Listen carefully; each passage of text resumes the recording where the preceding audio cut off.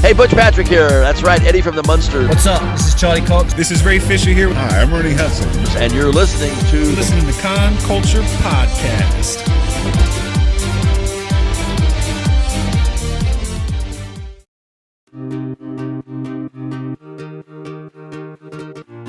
Hey guys, it's Riseblock Cosplay. We're here at Celebrity Fan Fest, and I'm sitting in the Supernatural replica car Charlie, and we're going to get some cool tunes, and we're going to go get some pie, so we'll see you guys later.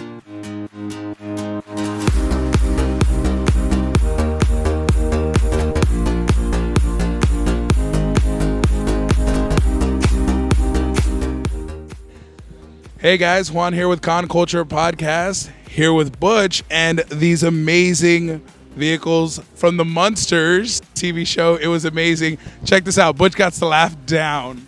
Well, there was an episode where Herman would have his laugh, and he'd go, "What about you, Eddie?" I go, "Oh yeah, Jeep Hop." Ho, ho, ho. Celebrity Fan Fest. How has your weekend been? How have the fans been? How have they treated you? They always treat me well. It's been a really good experience. They put on a great show. Having our own building with all the cars is kind of unique, which is great because people go over there, they handle their business with all the stars and the autograph and the artist alley, and then the celebrities, and they come over here and they visit all the TV cars. So it worked out really well.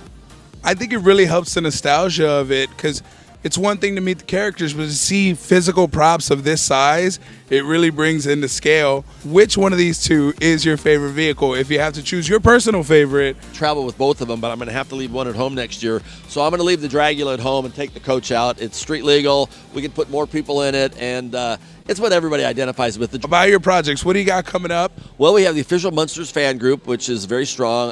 You can always reach me at Facebook, Butch Patrick, or just go to munsters.com. It's probably the easiest way to find me, which leads to everything.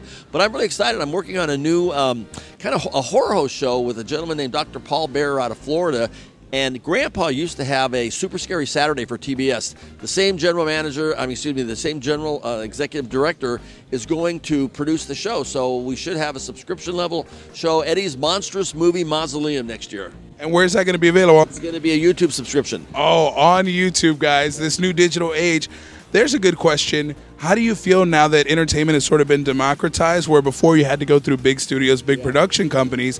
Now you get a dedicated crew, some team, you get some clout, get a little bit of investment behind you. You can produce shows, and you have a wide multitude of platforms. Are you excited about the way the media has kind of changed and allowed just small core groups to get their niche content? Well, what I've had to do since I'm old school, you just have to forget what you know and start fresh with YouTube. And it's true. A guy with a camera and a little rig can go out and do some wonderful stuff. We do 50,000 miles a year. I work every weekend somewhere in the country. So we're going to integrate all that road travel into a studio situation, and I'm going to be throwing stuff back to Dr. Paul. He's going to be reaching me on the road. It's going to be great. That's awesome. Well, we can't wait to see it. We want to thank you so much, Butch, for taking time out here at Celebrity Fan Fest. Be sure to visit the website, guys. We'll catch y'all later.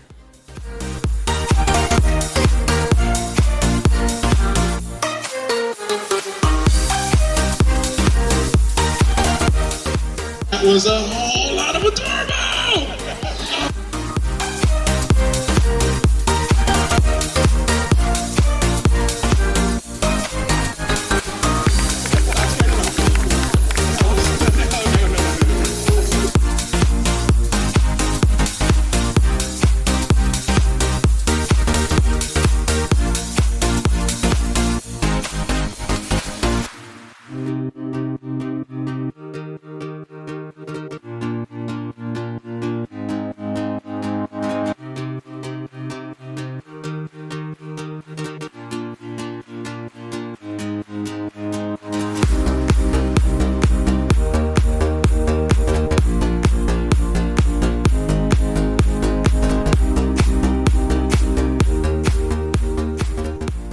Hey guys, Riseblock Cosplay, and we're at Shutterbug. And we're here with Ernie Hudson. He's from The Crow and Ghostbusters. So how you doing today? How's your day going? I'm doing fine. It's been a great day. I've been here in San Antonio, and the fans have been really welcoming and very kind, and I've just had a great time. So do you go to cons often that you enjoy doing this? I do enjoy it. Normally I don't do more than one day. I was here like all 3 days. It can be a little bit much, but I enjoy meeting the fans and people who see the movies. How did you get into acting? Like, what was your start? Well, I started by doing, it felt like every job possible, and I was bad at everything. I mean, I was really bad at everything.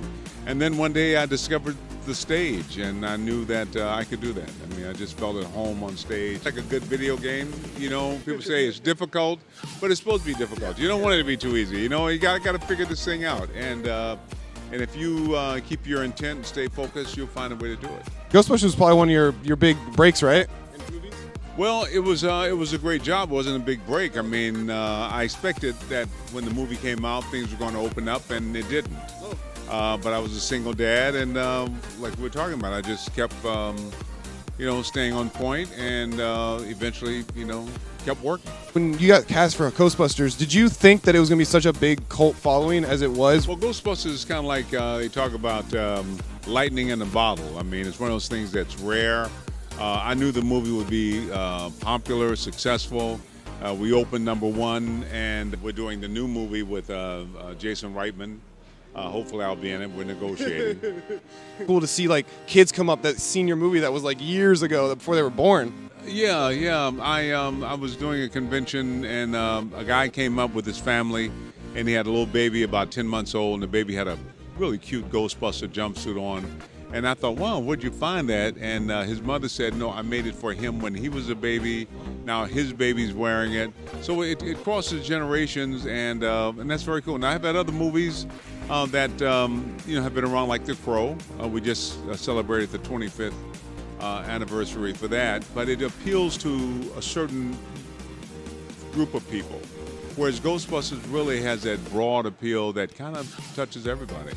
Yeah, speaking of Crow, we're going to pass it over to James because he's got some questions for you about. It was a smaller budget thing, and it was from a property that was relatively unknown. How did the casting work out for that? Did they approach you, or? Well, yeah. I mean, it was still a Paramount. It was still a Paramount movie, and yeah, it was a great cast. And I knew Brandon Lee about 8 years before we did the movie, and it's something that he wanted me to play that part, and I wanted to work with him. But the entire cast was really exceptional. So, what appealed to you with that script? Well, Alex Price, who directed the movie, he sent me a reel of his work, and the reel was amazing. He's an amazing director, and I credit him with how the movie turned out. It's tragic with what happened to Brandon, and I still don't understand that. But Alex Price is just an amazing filmmaker. Expect The Crow to get such a big following like it has now? No, you do a movie and then you kind of forget about it. You know what I mean? Grows into something special. Sometimes it's just fun making, and that's it. Well, you've definitely been a part of my film watching experience. I wanted to thank you for that. Thank you so much, guys. Thank you. No problem. Yeah. Thank you for your time, and I hope you have the rest of your day. Thank you. Yeah, it's going to be a great day. You guys, too. You guys, we'll catch you guys later. Take care. Hey guys, it's Rise Block Cosplay, Brittany Chaos, HG3 Cosplay. We're here at Celebrity Fan Fest, and we got some interviews and stuff like that. We had a great weekend, met some cool people, met some cool cosplayers, awesome interviews and stuff like that you guys can check out. We're gonna head out back home, but we can't wait till next year, and hope you guys enjoy our content.